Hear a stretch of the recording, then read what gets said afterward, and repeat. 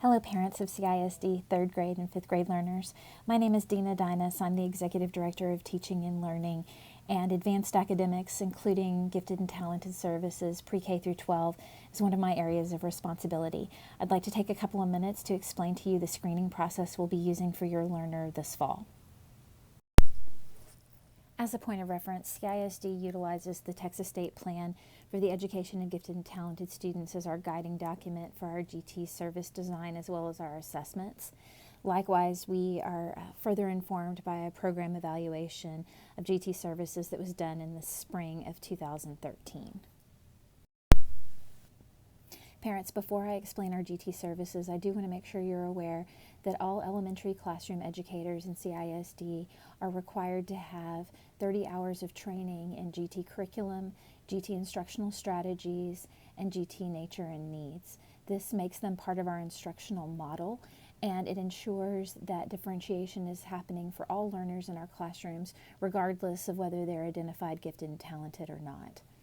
On the graphic in front of you, we have Tier 1 services. This is grade level instruction, no matter the grade level, and this is where we want all learners to be at least.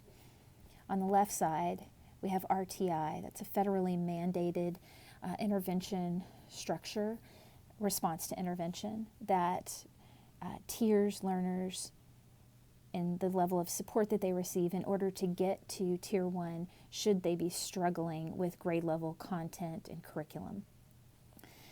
In 2013, as we were examining how we might better serve GT learners in Coppell ISD, we asked ourselves the question, if you've got response to intervention on the left side, is it possible that on the right side there's also RTI, but this one is response to instruction?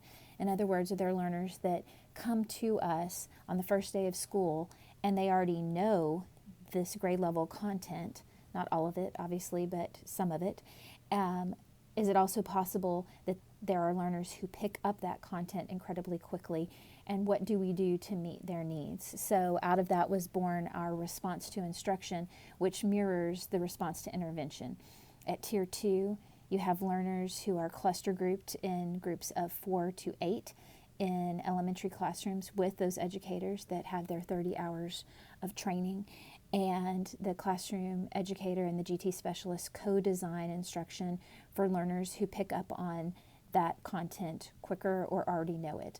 And please hear me when I say you don't have to be identified GT to be receiving that kind of service. At Tier 3, we have learners who perhaps need accelerated instruction, perhaps they're grade skipping, or they may have a need that requires the GT specialist to meet with them individually or in small groups. It is our belief that all learners should grow a year's worth in academic knowledge and content for every year that they spend in school. Thus, we've tiered our services this way. CISD has chosen to screen for GT services at 4 of the 6 grade levels at elementary school. The state plan does guide how we go about doing that. At 3rd and 5th grade, all learners are automatically considered for GT services. I have referenced the part of the state plan which guides how we go about doing that. The important part for you to know is that we will collect 3 qualitative and or quantitative data points around each learner before making a decision about whether that learner requires the service that we provide. One of the quantitative data points that we will collect will be during the week of October 1st through the 4th. All 3rd and 5th grade learners in CISD will sit for an aptitude test during that week. That's a Monday through Thursday. As part of this GT identification process. We don't release the name of that exam nor the form that we use to preserve the integrity of the assessment process. Side note for Lakeside 5th graders, my understanding is you will be on your annual camping trip. Therefore, you will sit for the assessment the week of October 9th through the 12th. The assessment is scheduled for Monday through Wednesday. I know it's hard to come back on a Monday and sit for a test in the morning, but that's what we need to do because it's a short week, and Thursday is reserved for a makeup day. As always, we recommend that your learner gets a good night's sleep, has a good breakfast, brings a snack, etc. on those assessment days. The results from that assessment will be considered as one data point in GT identification. Other quantitative data points might include achievement testing. For example, we may choose to leverage the Iowa Test of Basic Skills, or ITBS. If there's STAR assessment data, we may look at that. That's not preferable, but we might. Classroom performance data, in other words, is there a need that's being demonstrated in the classroom on a daily basis, or another standardized assessment result if that is appropriate for your learner.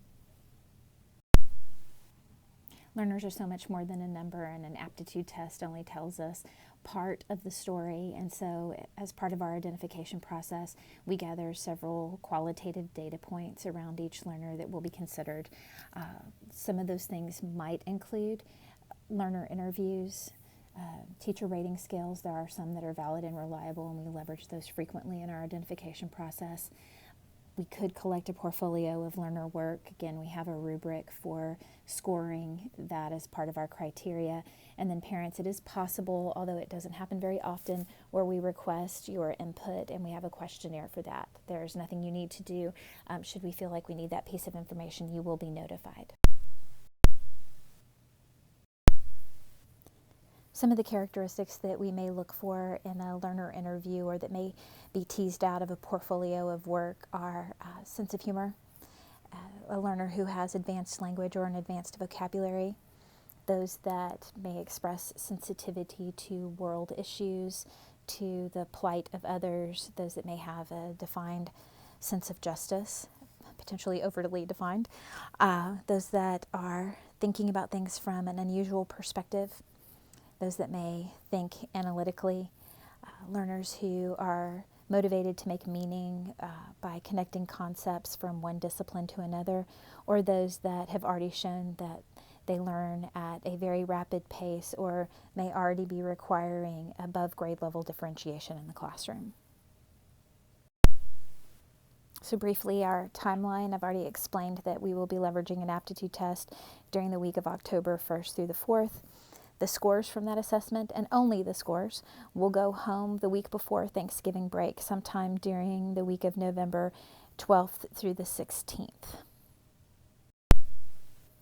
The Campus Gifted and Talented Committees, or GTCs, will meet in late November through mid-December to examine the 3 data points or more gathered around each learner to determine whether a need for services is demonstrated by that information. Parents will be notified of the committee's decision on December 19th, and services will begin no later than January 18th, 2019, pending parent permission to serve. This information is for parents of 5th graders only. It's been our experience that by 5th grade, an area of strength is identifiable for most learners through the screening process. Therefore, however a learner is identified for GT services will impact the GT courses he or she can take as they move into middle school.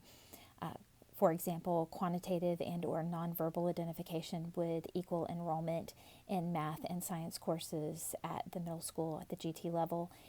Qualitative or verbal identification would equal enrollment in language arts and social studies GT courses at middle school. And then learners that are identified general intellectual ability would have the ability to enroll in all core GT courses.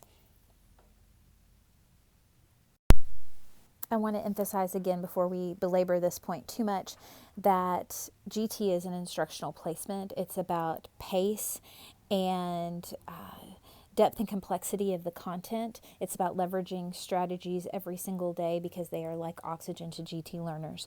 If a learner is not in a GT course, they're in an honors level course at the middle school. That's the only 2 options we have. And those honors educators are also trained to leverage GT strategies for all learners. It is possible that sometimes the GTC finds the data brought before them inconclusive and may request additional assessment for some learners. If that is the case for your learner, you'll be notified on an individual basis. As I mentioned earlier, CISD screens for giftedness in 4 of the 6 grade levels at the elementary schools. In addition, middle school and high school parents may refer, or a learner can self-refer for assessment once per academic year. We are actively looking for giftedness. It's sprinkled liberally across all groups, and some of us are a little bit of a late bloomer, and we need a little bit more time before we show the world our special gifts and talents. If you have any questions regarding this assessment process, please contact me at ddinus@coppellisd.com. Thank you for your time and attention.